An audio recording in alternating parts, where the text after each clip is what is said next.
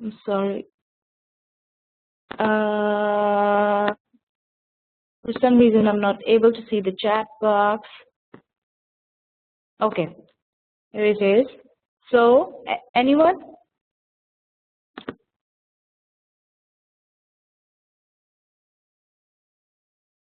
Statute of frauds was the very first one. After that, there was another one.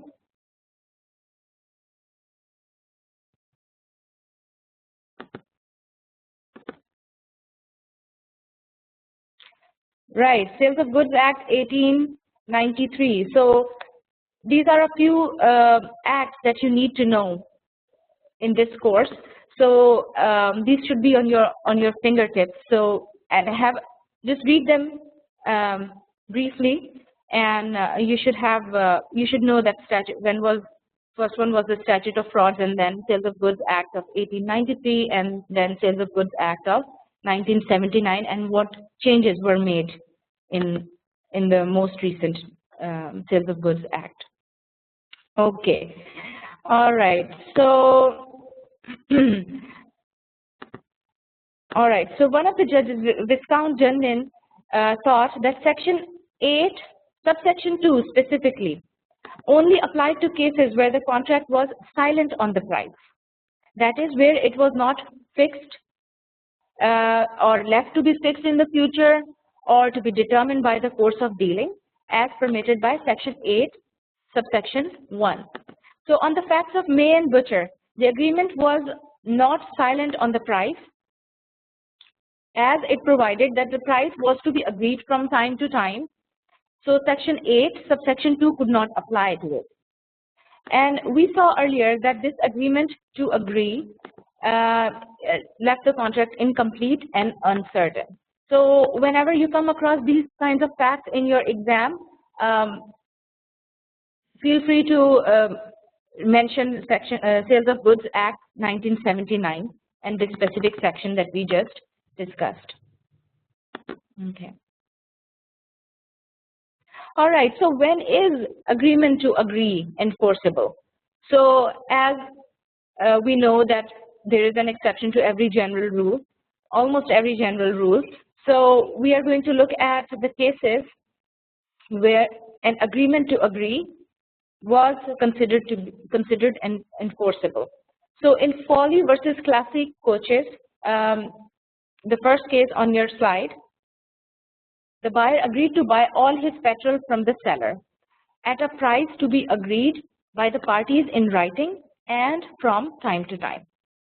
Now at this stage, the agreement looked suspicious like the one in May and Butcher, but a later term provided that if any dispute or difference shall arise on the subject matter or construction of this agreement, the same shall be submitted to arbitration. Okay. So the Court of Appeal were at this instance were happy to enforce the obligation under the agreement because the parties had provided a mechanism. And what was the mechanism? The referral to arbitration for completing that mechanism for completing their agreement if they were unable to agree. Now, their obligation to pay could be ascertained even if the parties failed to agree, because an arbitrator would set the price. Very interestingly, when you read the case of May and Butcher, you will see the same kind of clause in that agreement as well. It was the similar arbitration clause, and it specifically stated that it is understood that all disputes with reference to or arising out of this agreement will be submitted to arbitration. Again, the judges thought that this clause did not provide a completion mechanism in the event if there being no agreement over the price and payment, because it referred only to disputes, and the judges thought that the problem in the case was a failure to agree, which is a very different thing from a dispute. So they said the failure to agree and a dispute are two different things. Now, but how would you reconcile these two cases? So maybe the slightly wider wording in foley, which included disputes or differences arising on the subject matter or construction of the agreement. It can perhaps justify the different conclusion in that case. So the foley case had slightly wider words, and it specifically mentioned subject matter, disputes arising to this subject matter. So some people say that that might be the justification of a different conclusion in this case.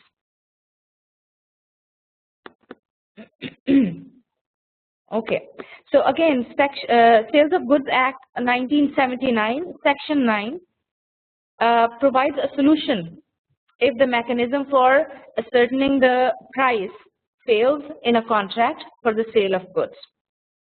Okay, so if you read Section 9, subsection 1 of the Sales of Goods Act, it says, where there is an agreement to sell goods on the terms that the price is to be fixed by the valuation of a third party, such as an arbitrator, and he cannot or does not make the valuation, the agreement is avoided. Okay, but if the goods or any part of them have been delivered to and appropriated by the buyer, he must pay a reasonable price for them. So, but remember that this Sales of Goods Act is applicable to goods or things, and those are very limited things, and you need to know what those are. Okay, so just a quick review of incomplete price, and it's a diagram for you. And if you look at the diagram, on the left-hand side, if the contract is silent as to the price, there is no mention of the price, right? And if it's a contract for sale of goods, then Section 8(2) Sale of Goods Act 1979 can apply. The buyer must pay a reasonable price, right? So if the contract does not say anything about the price, and if the contract is for sale of good, then the buyer must pay reasonable price. And now look at agreement to agree price at a later date. Now let's see what happens then. So if the contract has a language that says that the parties have an agreement to agree a price on a later date, then agreement does not give rise to contract, and your main case is May and Butcher versus R. And the third situation is when there is a mechanism to complete price if no agreement. So if you have a term in the contract which gives you some kind of a mechanism such as a referral to arbitration, then initial incompleteness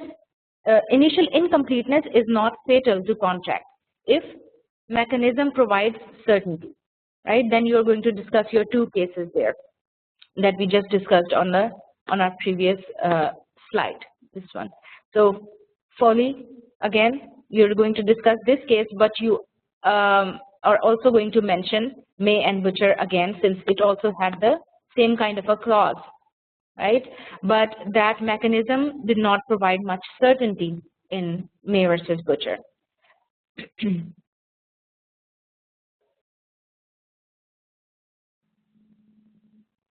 Okay. Is it clear? Is it clear to you?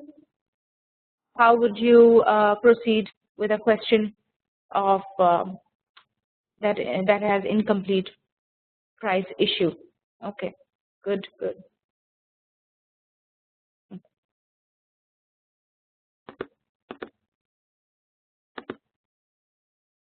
All right, so let's move on. So we just discussed one of the categories of formation of a contract, which was certainty, right? And that included vague and incomplete terms. And let's now discuss intention. This is another important requirement of formation of a contract. And we are going to discuss rules pertaining to this requirement, and we will study situation where these rules can be reversed. So such rules that can be reversed, those specifically are called rebuttable presumptions. Okay, so we are going to look at cases that deal with domestic agreements and commercial agreements, and we'll see what are the rebuttable presumptions and when actually are they can be rebutted. Okay, so here are your main presumptions with regard to domestic agreements and commercial agreements. So domestic and social agreements lack an intention to create a legal relationship. That's a presumption, and which is rebuttable depending on the facts of the case. And second one is commercial agreements are intended to create a legal relationship between the parties. Again, remember, this is a presumption which can be rebutted. Okay, and as you all know, this is what we discussed in our very first lecture, that the courts will ascertain the parties' intentions objectively. So you have to keep that in mind. It is not subjective, it is objective. And main case law for that is Maple Leaf Macro. All right, so a leading case on domestic agreements, which gives you that presumption, is Balfour versus Balfour. So in Balfour versus Balfour, Mr. Balfour promised to pay his wife, Mrs. Balfour, £30 per month, while his government post abroad kept them apart. And Mrs. Balfour then sued Mr. Balfour for her monthly allowance after they had made their separation permanent. Right? So the promise was made when they were separated due to Mr. Balfour's posting in another country. Now, 2 of the 3 Lord Justices in the Court of Appeal thought that there was no contract on the basis that Mrs. Balfour had not provided consideration for the promise of Mr. Balfour. Now, but the third judge, Atkin, expressly based his refusal to enforce the agreement on the lack of an intention to create a legal relationship. Okay, and he said that I think it is plainly established that the promise here was not intended by either party to be attended by legal consequences. So he was the one who said that there was no contract based on parties' intentions. So he said that there was no intention to be legally bounded. Now, neither Mr. Balfour nor Mrs. Balfour had expressly said that they did not intend to create a legal relationship, and so we can say that Atkin presumed this to be the case. Okay? So in arriving at this presumption, he was plainly influenced by the fact that the 2 parties were married. So at that time, and this specific fact was also mentioned in his decision, that at the time they made that contract, the 2 parties were happily married, and they were. It's not that they were separated because they did not have a good marriage. They were just separated because the husband had to work abroad. So at that time they were happily married, and they must have not intended to create a legally binding contract. Now, in the cases where parties are splitting up or are separating, their agreements are not as commonly, the natural and inevitable result of the relationship, but instead made in order to create specific rights between the parties. Now, this is illustrated in the case in front of you, merit versus merit. And it is important to remember that as in merit versus merit, the presumption against an intention to create a legal relationship can be rebutted.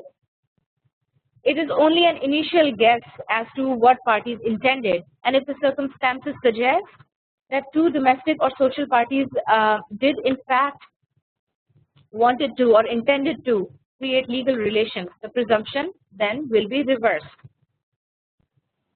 Okay. So when you look at the facts of Merritt versus Merritt, Mr. Merritt had left Mrs. Merritt for another woman, and moved out moved out of the matrimonial home. And then after that, they had made some promises and made a contract. So when they met to sort out their financial affairs, Mr. Merritt promised to pay Mrs. Merritt £40 per month, right? So it was after their separation. Now, are you able to distinguish between the facts of this case and the case of Balfour versus Balfour? Do you see why the presumption was rebutted in Merritt versus Merritt?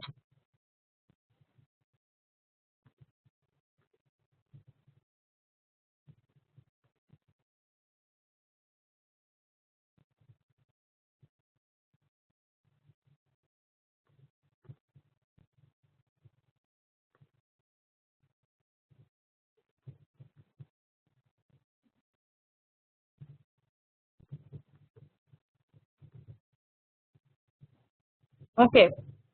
All right. So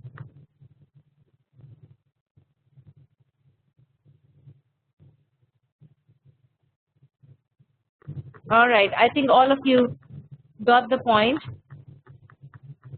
as to why the presumption was rebutted in Merritt versus Merritt. So basically, they were no longer together. They were no longer in a relationship. They were separated. And Sammy, I'm sorry. What did you say?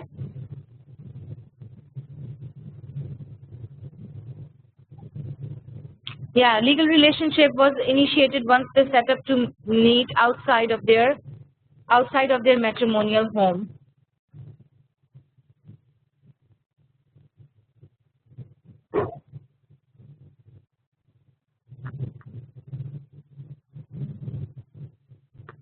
Yes. So almost all of you got the point. Jennifer, you're saying that there's you're not able to see me very clearly. Actually, there's I think there's light coming from the window in here. That's why it's not very clear. Let me see if I can adjust my computer a little bit. I hope it's better, a little better. Okay, so Carl is asking, does the issue of consideration come in here? Yes, Carl. Actually, 3 of the judges, they discussed consideration, and their decision was based on the fact that they have not provided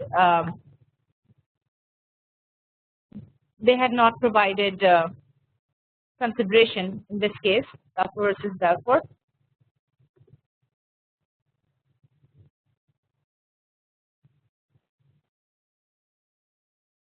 Okay, let me see if I can adjust my position so that you are able to see me clearly.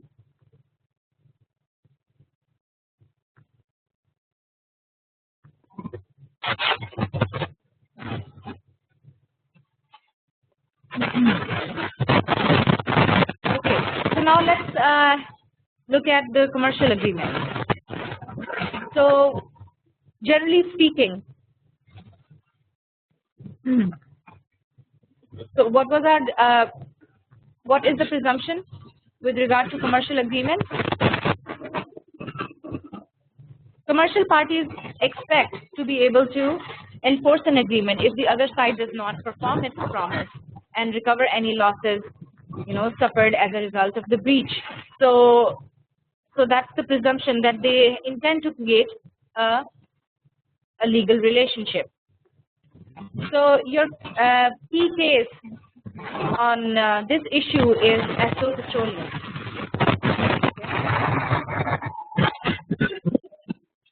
So the facts of Esso Petroleum, let's have a look at the facts of the Esso Petroleum. Esso ran a promotion that any person purchasing 4 gallons of petrol would get a free coin from their World Plus Coins collection. And the issue was whether these coins were produced in quantity for general resale. If so, they would be subject to tax. And ESO would be liable to pay £200,000. All right. So it was held that there was an intention to create legal relations. The coins were offered in a commercial context, which raised a presumption that they did not intend to be bound. Just the coins part. However, the coins were not exchanged for a money consideration, and therefore the coins were not for resale.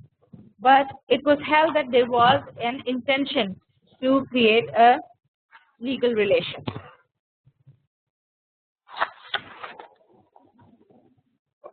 Okay. So, as was the case with the social and domestic agreements, the presumption may be displaced, right? So, for example, by an express statement in the agreement that it is not to create a relationship, right? That can be one of your examples where this kind of a presumption can be rebutted. So, if the parties state that we do not intend to create a legal relation, or this should not be a legally binding document, something like that, so that would rebut the presumption. Okay. So, in other situations, courts have found that the specific wording of an agreement in question displaced any contractual intention, like I just mentioned, right?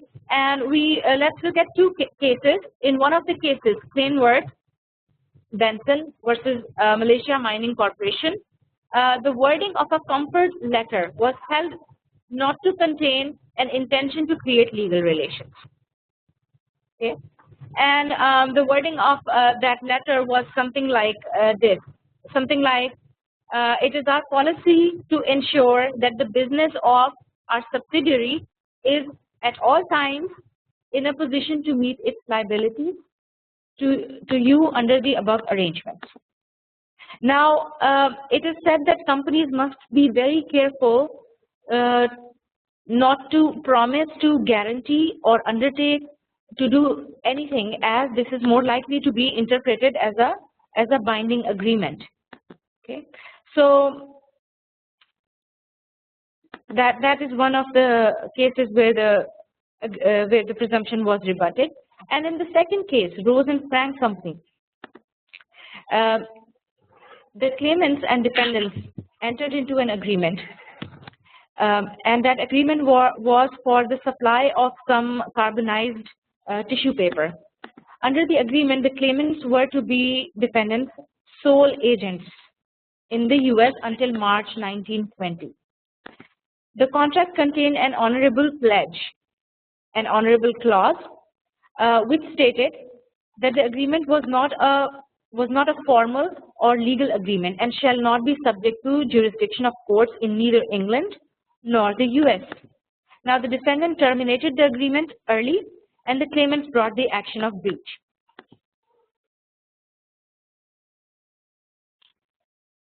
So, what do you think was held in this case?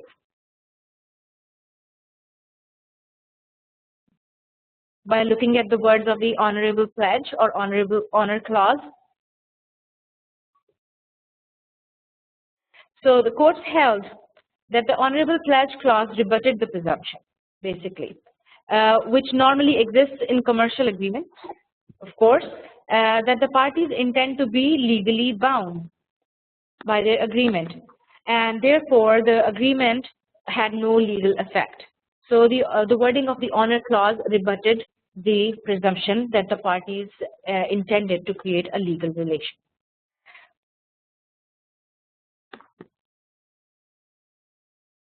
Okay.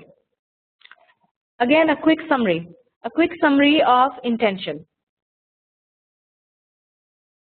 So while dealing with the issue of intention, you are going to come across two types of cases: domestic agreements and commercial agreements. So if you look at the left-hand side of the diagram, where the domestic and social agreements are mentioned, there is a presumption of no intention. to create a legal relation, right? But it may be rebutted. What are the circumstances? Either part performance or detrimental reliance. There is a case on detrimental reliance. Please note down this case and read it at your own time. And as we discussed, that if the contract is already performed upon, then it rebuts the presumption. And other circumstances are a breakup of a relationship in merit versus merit, right? Where the parties had separated already and then they entered into a contract, an agreement. And then the other types of cases are commercial agreements. And again, presumption is that parties intend to create legal relation. But again, it may be rebutted. It could be an express rebuttal, as in Rose and Frank, or there could be other circumstances, right? So in ESO case, Lord Russell and Discount thought that there was no intention to create legal relation because it was simply unnecessary in order for the free coins scheme to work, basically. So it was the interest of ESO. It was the interest of ESO to abide by its coins offer, and a disgruntled driver who was denied his coins would simply refuse to buy ESO Petroleum in the future rather than consider his legal rights.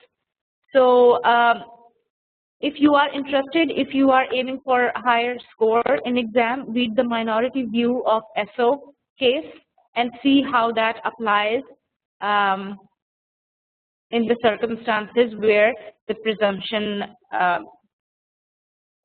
presumption should be rebutted, or where you want to argue that the presumption should be rebutted. So that's another thing that you can argue. Okay, so very quickly, we're not going to go in detail of capacity today. We will mention capacity in one of our other lectures, just a part of other lectures. So certain persons, they do not have full contractual capacity, and they are people, if someone is drunk, they have no contractual capacity at the time they are drunk. The mentally disordered, and then minors, and minors mean under the age of 18 years. Unincorporated association or corporation, the Crown, and public authorities. Now, within the persons who lack capacity to enter into a contract, our course, this elements of law of contract, this course talks about minors only. So we are going to talk about contractual capacity of minors at a later time, in some other lecture. So today, as you see in the diagram, we have touched upon all of the requirements of formation of a contract. And we discussed offer and acceptance in detail. We discussed consideration, intention, certainty in detail, and we touched upon capacity briefly. And so this completes your section of formation of contract. And next time we will start our discussion about the contents of a contract. Now that we have covered the formation of a contract, now we are going to discuss the content of a contract, that is terms of a contract and regulations of those terms. Right, everybody, thank you very much for your participation, and I will see you next Saturday.